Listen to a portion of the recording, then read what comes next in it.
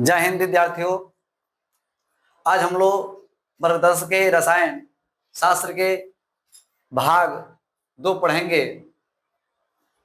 पाठ का नाम था रासायनिक अभिक्रिया एवं समीकरण में हम लोग यह पढ़ लें कि रासायनिक अभिक्रिया किसे कहते हैं, अभिकारक और उत्पाद किसे कहते हैं।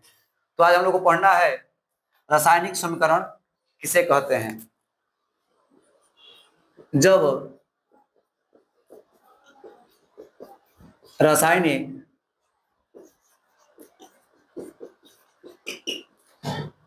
अभिक्रिया में भाग लेने वाले अभिकारक एवं नए पदार्थ अर्थात उत्पाद को जब रासायनिक सूत्रों द्वारा जब उनके रासायनिक सूत्रों द्वारा लिखते हैं तो एक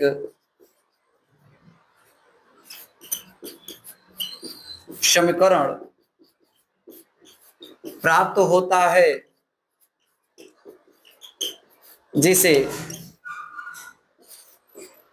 रासायनिक समीकरण कहते हैं। जब रासायनिक अभिक्रिया में भाग लेने वाले अभिकारक और उत्पादों को उनके रासायनिक सूत्रों द्वारा लिख दिया जाता है तब एक समीकरण प्राप्त होता है जिसे रासायनिक समीकरण कहते हैं। जैसे कि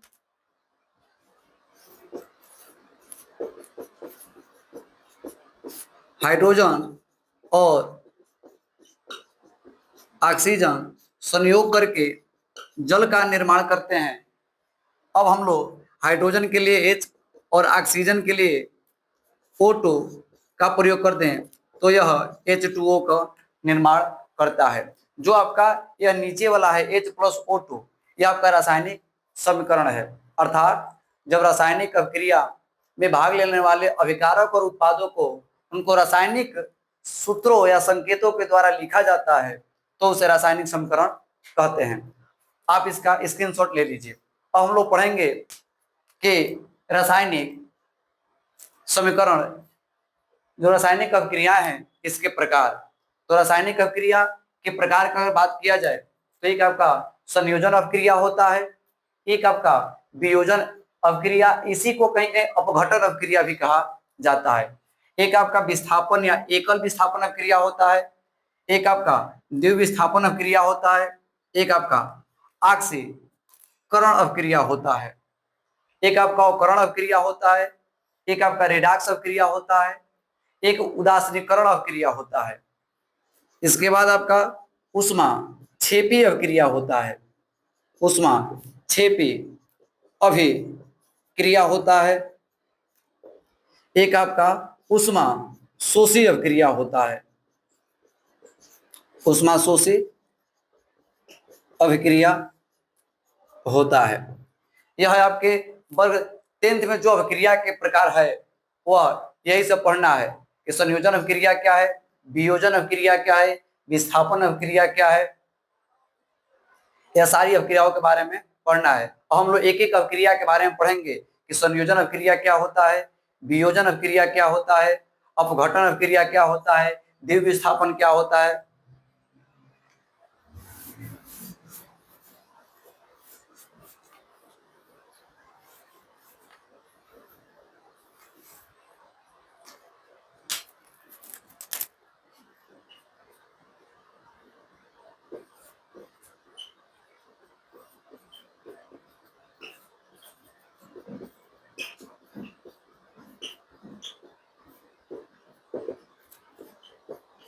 जब दो या दो से अधिक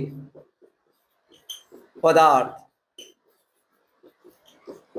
आपस में अभिक्रिया करके एक नए गुणधर्म वाले पदार्थ का निर्माण करते हैं तो इस प्रकार के अभिक्रिया को संयोजन अभिक्रिया